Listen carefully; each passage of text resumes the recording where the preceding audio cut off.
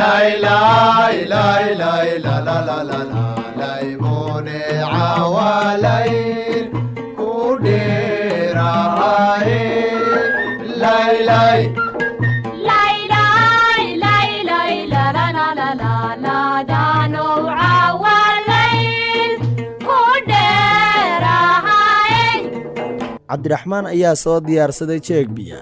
moobeylkiisii iyo eerfoonno cabbaar heesa ayaa uu iska dhegdhegaystay oo uu ku madadaaloonaya kadib wuxuu go'aan ku gaadhay inuu toos ula xidhiidho inantii lambarkeeda uu soo qortay ee shamis ahayd waa uu wacay lagana qabay isuna sheeg inuu yahay wiilkii meheradda iyana garatay kaftan iyo isbarasho iyo hadal macaan ayaa dhex maray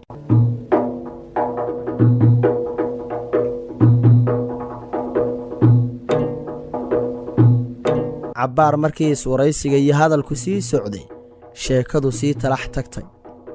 cabdiraxmaan wuxuu uga xaal warramay noloshiisii waxa uu u sheegay inuu la deggan yahay waalidkii hooyadiina aanay magaalada joogin aabbihiina uu geeriyooday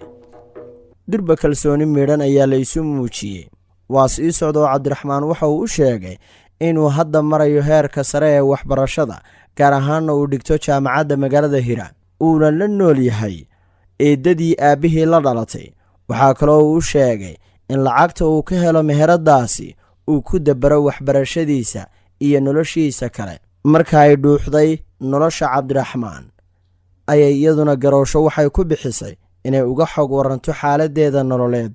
waxay u sheegtay inaanay la joogin waalidiinteed balse ay la deggan tahay inanay ilmaabto yihiin oo ninkeeduna uu dibadda ku maqan yahay si kalsooni ay ku dheehan tahay ayaa habeenkaa hadallada iyo weliba ereyada macaan ee kaftanku ku ladhan yahay laysu dhaafsaday habeenkaasi wuxuu ibafur u noqday haasaawe qunyar socoda doonidii jacaylka qarraane haynala dawaaftee ku soo bood dusheedaynu isku daawan doonaaye dusheedaynu isku daawan doonaaye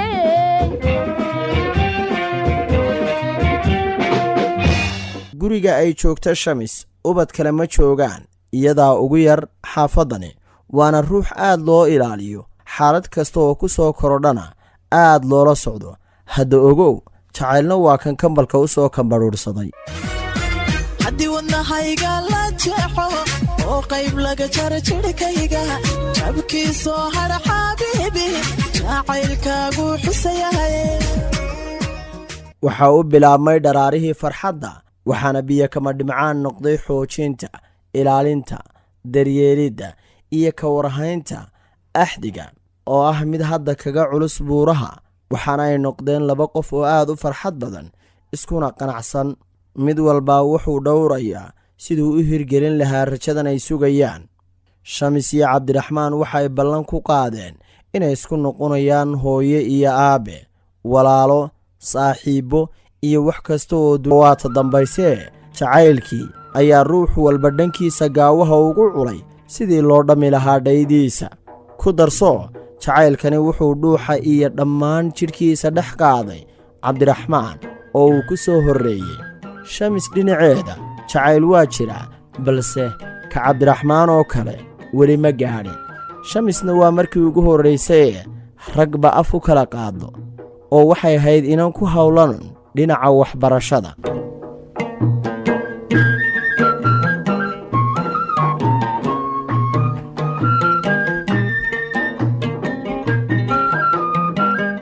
wuxuu haasaawuhu habeenba habeen u dhiibo hadallada macaan iyo farriimuhuna iska daba dhacaan cabdiraxmaan waxaa hiyiga iyo laabtiisa uga guuxaysa siduu u mehersan lahaa inantan uu jacaylka dhabta u qaba ee shamis balse dhowr jeer oo uu shamis u soo bandhigay inay ismehersadaan ayaa waxay ku qancisay in aan weli la gaadhin xilligii rasmiga ahaa ee ay ismehersan lahaayeen balse haasaawaha cagta loo dhigo oo lana dhowro dharaaro kale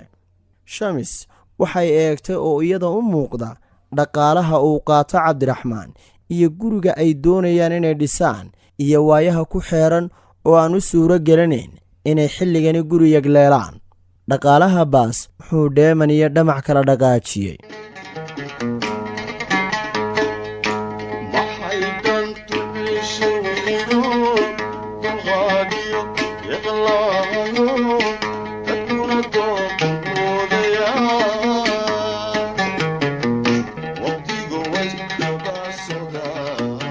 cabdiraxmaan waxaa ka daadegi weyday sugitaanka uu shamis sugayo, waxaana uu ku adkaystay inay dedejiyaan meherkooda sida ay hadda u garab taagan tahay gurina u yagleelaan. weli shamis waxay ku taagan tahay go'aankeedii ahaa inay u yara kaadiyaan arrintoo ogow. aad ayay isugu faraxsan yihiin shamis iyo cabdiraxmaan, balse waxaa hor taagan waxla'aanta iyo waayaha adduunkee.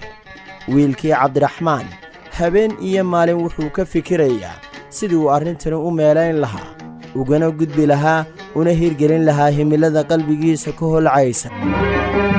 turuqiyo laxaadiyo tamaraya xoogay jacayliga tan romba igu tiirshaygeedo xadhig igu tigtigayo waan tiicayaaye taageera lahayow arrintaydan kala tan adaa toosin karaye. waxa uu raadiyey shaqadan uu ka shaqeeyo mid ka dhaqaalo roon si uu howlihiisa wax uga beddelo. dhinaca kale waxbarashadii ayaa ku adkaatay siduu u sii wadan lahaa, iyadoo maalmaha qaar aanu tegi jirin jaamacadda.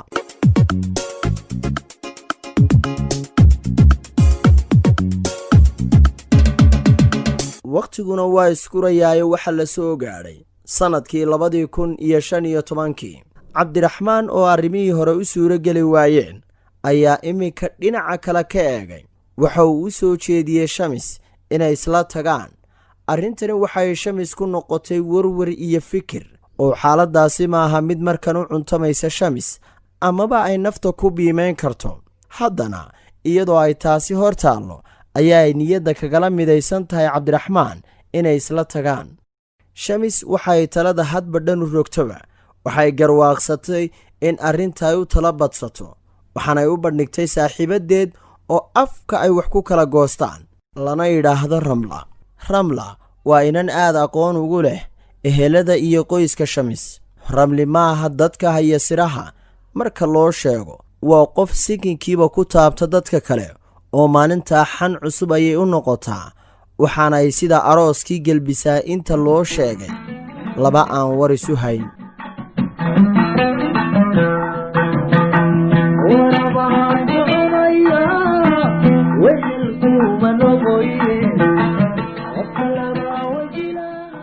inantii shamis ahayd waxay la tashatay saaxiibaddeed ramla bal inay ka tala siiso wixii ay samayn lahayd. warkii ay u sheegtay ee ku aadanaa cabdiraxmaan dhinacay u qaadda ayay garan laadahay, iyadoo hadal wanaagsan ayuunbay ku dhaaftaa oo way hagaagi ayay kaga baxdaa inantii ramla ahayd.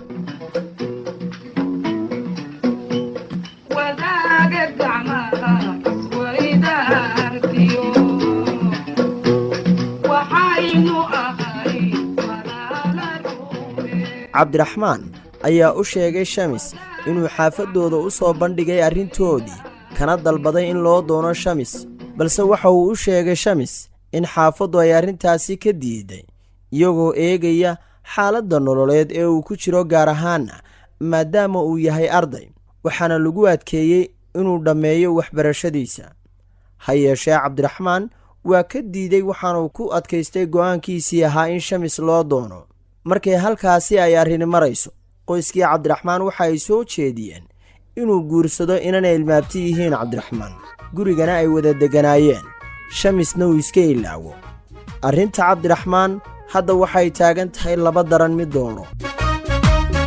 ifku waa giraan sida geerkee hadba geeska jiro waana garinbacay